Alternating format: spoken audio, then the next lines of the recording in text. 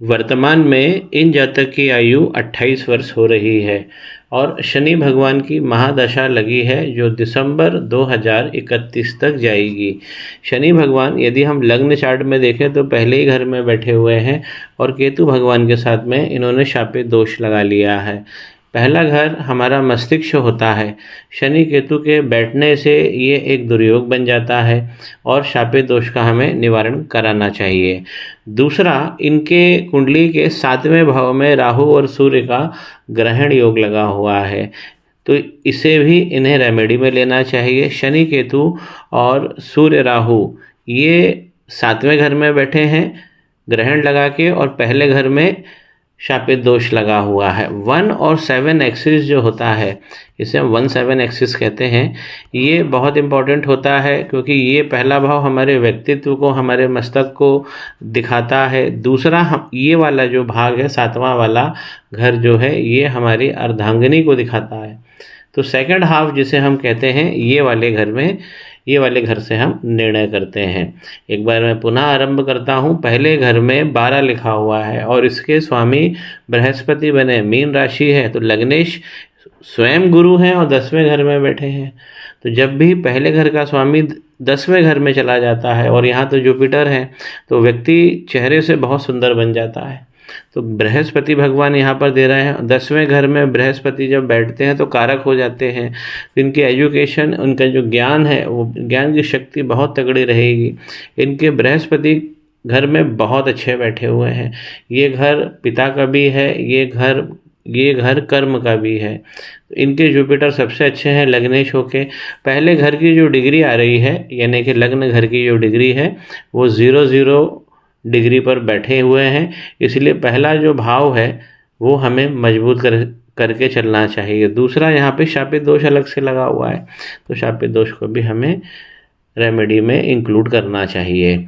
इनके जो धनेश है, यहाँ पर दूसरे घर के स्वामी एक लिखा है, यानी मेष राशि, तो धनेश बने मंगल जाकर पंचम घर में बैठे हुए हैं। ये बहुत अच्छा होता है।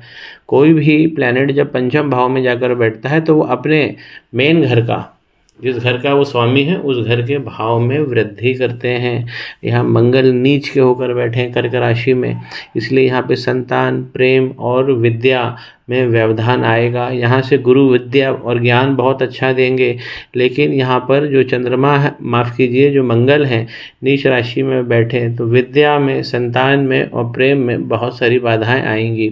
इनकी कुंडली के अंदर 3 जगह रेमेडी तो करना ही है। शनि केतु भगवान का शापित दोष दूर करना है, सूर्य राहु भगवान का ग्रहण दोष दूर करना है, मंगल नीच के हैं तो मंगल पे भी इन्हें काम करना चाहिए। एक चौथा जो मैं कंसिडर में लेना चाहता हूँ, ये ग्रह चंद्रमा जब भी ये 8वें में जाएंगे तो व्यक्ति का जो मन है वो पीड़ित रहेगा। यहाँ पे शनि केतु तो पहले ही पीड़ित कर रहे हैं, चंद्रमा भी 8वें में चले गए हैं। तो आज वर्तमान आयु जब 28 साल की हो रही है इनकी, तो इनको एक चीज़ का प्रिकॉशन लेके चलना है, वो है ओवर थिंकिंग नहीं करना है, क्योंकि ओवर थिंकिंग में दिमाग चला जाएगा। तो चंद्रमा पे इन्हें मंत्र मैं दूंगा, इनके घर में ही इनका मंत्र करना है। शनि केतु भगवान का जो शापित दोष है ये कठिन है, ग्रहण दोष कठिन है, और मंगल पूजन, यहाँ पे ये 3 रेमेडी इनकी प्रधान रेमेडी है। और एक घरेलू रेमेडी होगी जिसमें हम चंद्रमा पे काम करेंगे, तो कुंडली बहुत सशक्त हो जाएगी, शक्तिशाली हो जाएगी।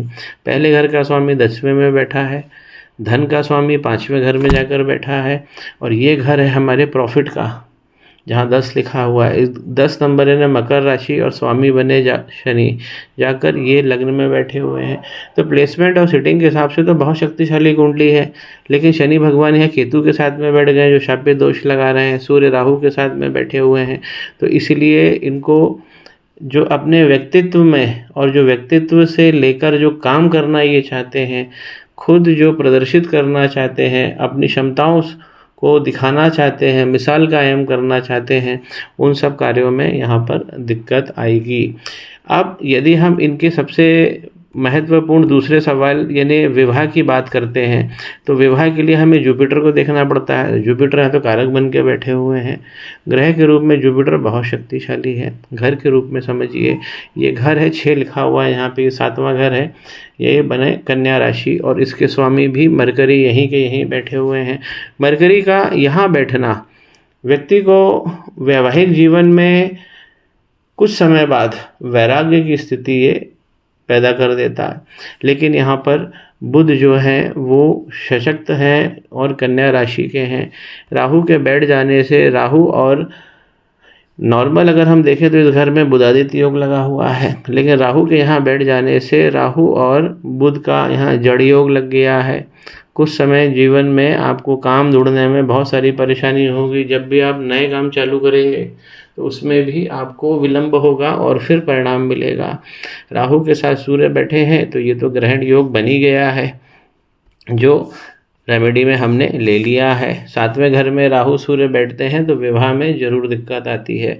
तो ग्रह के रूप में बृहस्पति बहुत अच्छे हैं। घर के रूप में इस घर में टेंशन हो गई है, तो सूर्य और राहु, इस पर हमें काम करना है तो विवाह बहुत मजबूत होगा। विवाह में टसल कब चालू होती है? विवाह में टसल तब चालू होती है जब पति और पत्नी के बीच का आयु अंतर या 2.5 साल जो पहले हो जाए, तब ये ग्रहण दिक्कत देने लगता है। मंगल पहले ही नीच के हैं। विवाह के लिए फिर से समझिए, हम ग्रह के रूप में गुरु को देख रहे हैं, बहुत अच्छे बैठे हैं। हम घर के रूप में देख रहे हैं तो यहाँ पर बुध संभाल रहे हैं, लेकिन बुध अपना एक नेगेटिव इफेक्ट 7वें घर में देते हैं।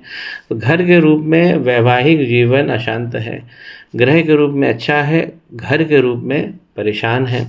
इसके अलावा जो तीसरी चीज़ हम देखते हैं कि वो देखना पड़ता है कि मंगल क्या कर रहे हैं। मंगल यहाँ पर नीच के बैठे हुए हैं, इसलिए विवाह में, नए धन में, नई योजना में ये सब प्रॉब्लम इनको जीवन में आएगी।